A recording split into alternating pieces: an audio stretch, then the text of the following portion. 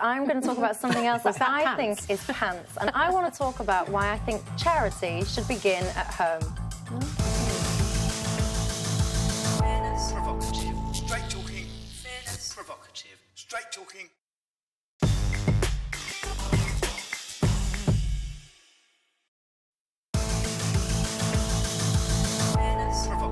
Straight talking. Fairness. Provocative. I'm constantly hearing about our country's financial problems. Spending cuts, not enough money for the NHS, and of course our massive national debt.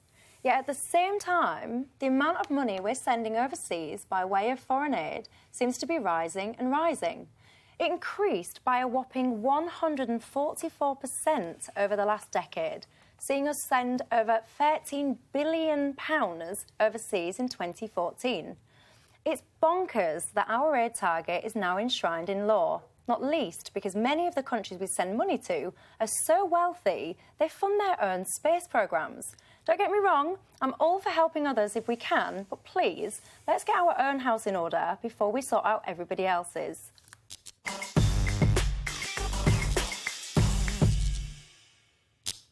I am divided on this one because my own paper, the Very Fine Mail on Sunday, has been campaigning against us spending over £10 billion on foreign aid, where we only spend less than £1 billion on the Foreign Office, where I used to work. And I think there is a case to be made that there is an overfunding of DFID, which is the department which disperses foreign aid, and underfunding of the Foreign Office. Having said that, I don't want to sound moralistic and preachy, but I think there is a moral and an economic argument for putting a lot of money overseas. Cobblers. I think that we need to tackle poverty, environmental degradation in the third world and disease, because otherwise, if we don't put the money abroad, we're going to pay for it on our doorstep anyway. Yeah. So we need to put money to alleviate the effects of climate change. Otherwise, what do? Build a wall? Do we help them live in their own countries safely and with access to healthcare and fresh water? Or do we build a wall to stop them coming when they can't live in their countries anymore because they haven't got the means to do so? So I think there's a moral case for aid and an economic one. My view, and I can feel Nick is going to agree with some of this. Starting blocks. My issue, I like to help others. I absolutely think you should help others, but I find it actually pretty disgraceful that you're making all of these cuts against all these departments, but yet you're ring-fencing this amount of money. Why don't you think of them as investments instead of cuts? Why don't we invest on our own, Rachel? Yes. We've just come through a winter. Hold on. We've just come through a winter where 30,000 people, mostly elderly and vulnerable, have died because they didn't have enough heat. 30,000 people. In some instances, they have paid into the tax system for decades, and yet we haven't got enough money to give them cheaper tax breaks or better pensions or whatever it might be. Where the hell do you get off spending £5 million on the Ethiopian version of the Spice Girls, £900,000 on a contraceptive clinic in Malawi, £40,000 to help care for elderly Chinese... Sums, Nick. It all adds up to £13 billion, and it is wrong. It's too easy to It should be stopped tomorrow. Ones. It's too easy. I'll tell you the truth of this, as it's for foreign aid and development. That's the department. No one in Britain would worry about aid. Not a problem. Kids with malaria nets, I absolutely get it. Helping develop Ethiopian bands is utter cobblers. Of course that's cobblers, but that is not the preponderance of what the UK is doing abroad, Nick. You know that. Of course it looks daft when you read about we need to tell them, we need to tell Ethiopians about Shakespeare. But I agree with that, but we're not talking about that. You can bring up figures like £172 million overspent last year by accident. You know, that's a figure you can pull out as well in terms of this budget that's been ring-fenced, 0.7% of GDP. But let me ask you, is it not a slightly bogus comparison to say, well, if we suddenly stop doing this over here, we do have 99.3% left to spend on our own, as you put it. Can I just ask... No, let me finish this point. I'm sick and tired of people making that bogus comparison, because why are we not having better governance that means that those 30,000 people are looked after? It is not necessarily... Let me finish. It is not necessarily the conclusion that if you suddenly rip a load of aid out, and I definitely want to get Michelle Michelle's figures on this. She's a businesswoman, how much you would ring fence and how much you would give. If you ripped away that budget, you wouldn't suddenly have 30,000 people with heat. I know that. Right. So that's not how this country seems to work. Emma, let me just ask you this, just quickly. You accept that, sadly, there are children in poverty in Britain. Of course. You accept that there are children we could do better in our schools. Yes. You accept that there are children in care homes. With 99.3% of GDP, you could look Would after you them honestly better. feed next door's children before you would your own? That's not what's at stake here. It absolutely It's is. not. Why aren't we looking up? Why aren't we using the money to stop poverty with children in The two are Britain? not mutually exclusive. I would You agree- have got I would no agree- evidence for that. I would agree with Emma's point that actually, and you said it yourself, that aid for people that are suffering, absolutely.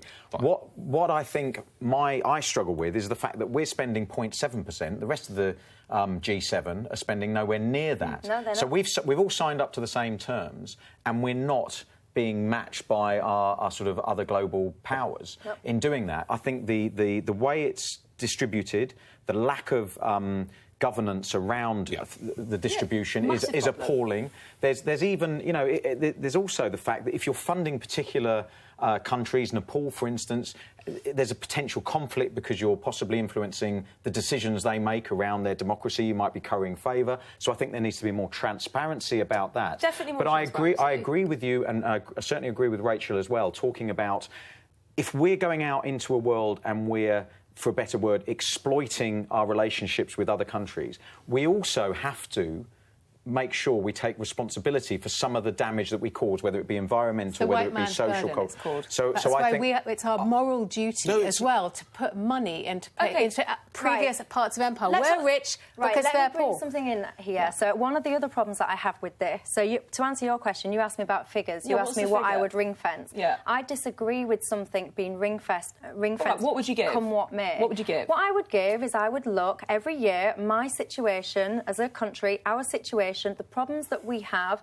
and I would pick and choose. So I give to charity personally. If I'm having a flush month or a flush year, I'll give a bit more. If I'm having a not so flush year, I'll give a bit less. I want that flexibility. Do you actually think it will make a difference? Yes, I do. Michelle? And I'll you tell think you, it will make it? Why cannot? Just answer this question very specifically. Why can't the Prime Minister, with his elected officials around him, do a good enough job with the majority of the GDP to look after his own?